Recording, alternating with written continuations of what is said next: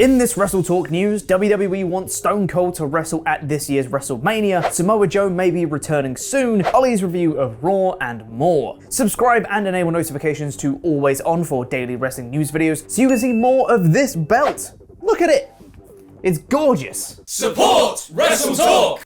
This weekend is Elimination Chamber, where Goldberg has returned to challenge Roman Reigns because, well, he said so, I suppose. And if you've already used up Goldberg's contracted dates before WrestleMania, what other part-timers and old legends do you have left to use at WrestleMania? Well, as it turns out, WWE might be pitching for one of the biggest returns they could possibly do. According to a report from Fightful Select, WWE has made a significant overture towards Stone Cold Steve Austin, specifically for an in-ring return at WrestleMania 38. Austin hasn't wrestled since WrestleMania 19 bloody years ago. According to the sources Fightful spoke to, at the very least, Austin is expected for a physical role. But if he is having an actual match at WrestleMania, in Texas no less, then who would he be facing? According to the many on the roster that Fightful spoke to, Kevin Owens was the one being groomed for that role, based off his anti-Texas angle on Raw, but that wasn't confirmed. Fightful also noted that this had been discussed as far back as January, and that internally, Kevin Owens is listed as Stone Cold's opponent currently. Stunner versus Stunner, Texas versus anti-Texas,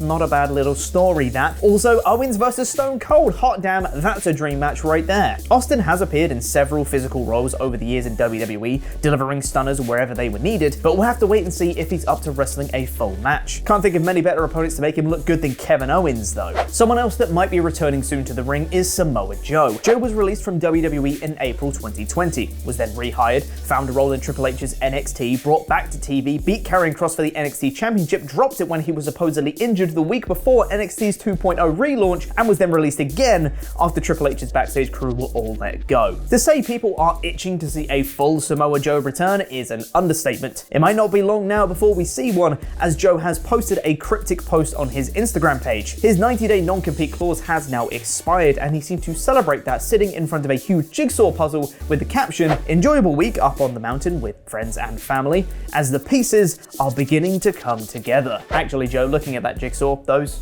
pieces aren't together. Might need to look into that. Hey, do you remember when Elias died on Raw?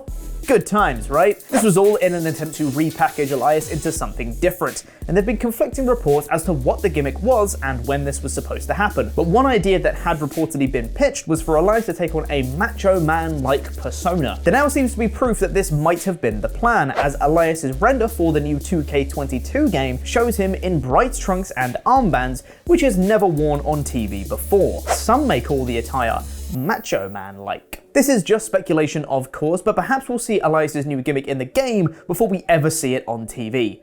If we ever do. Just like Veer. And now hot tag to Ollie.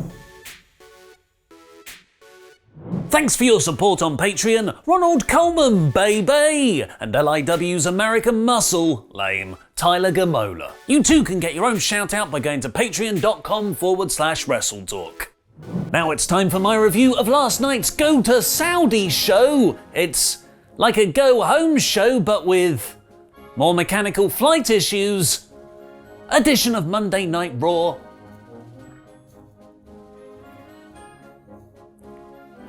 In about 5 minutes. Move aside, Alexa Bliss. You're not even here, Veer. Because the hottest new gimmick repackaging on the road to WrestleMania just debuted with the opening sting, now having a voiceover guy saying the words, "Then, now, forever, together." Coming in a little strong there on Valentine's Day voiceover package. Only saw this more of a casual hookup thing. Speaking of casual hookup things, I think the WWE Championship is about to break up with Bobby Lashley. The episode opened with MVP doing his best Scott Steiner calculations. Bobby has a 1 in 6 chance of winning in the Elimination Chamber, but when you factor in him being the Almighty, that goes all the way up to a 100% chance of winning.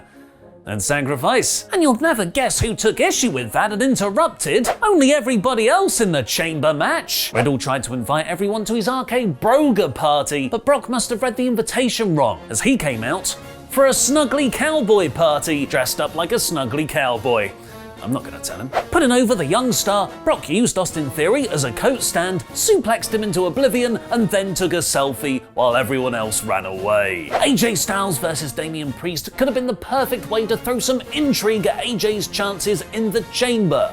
Instead, he lost to Priest via roll-up in about 5 minutes. This was nowhere near the match it should have been, and is fundamentally bad booking when you need to build up Styles for the premium live event. Sisyphus was condemned to push a boulder up a hill every day for eternity. Our punishment? To watch Street Profits versus Dirty Dogs every week on WWE TV. At least this time there was a slight difference. Tommaso Ciampa was on commentary to build his NXT feud with Dolph Ziggler. Objective achieved by promoting NXT 2.0 on the main roster, but also failed by presenting it in one of the show's most undercard slots. Ciampa threw a drink over Dolph, which led to Ford getting the win over Rude. Kevin Owens says he hates your local hometown, but specifically, he hates people in Texas's local hometown, adding fire to the reports he'll face Stone Cold at WrestleMania. To prove how Vince McMahon never liked the Hurt Business concept and only had eyes for Bobby in the far inferior Almighty Gimmick, Shelton Benjamin and Cedric Alexander were billed as the Hurt Business here to get squashed in a handicap match against Moss. Moss can still neither wrestle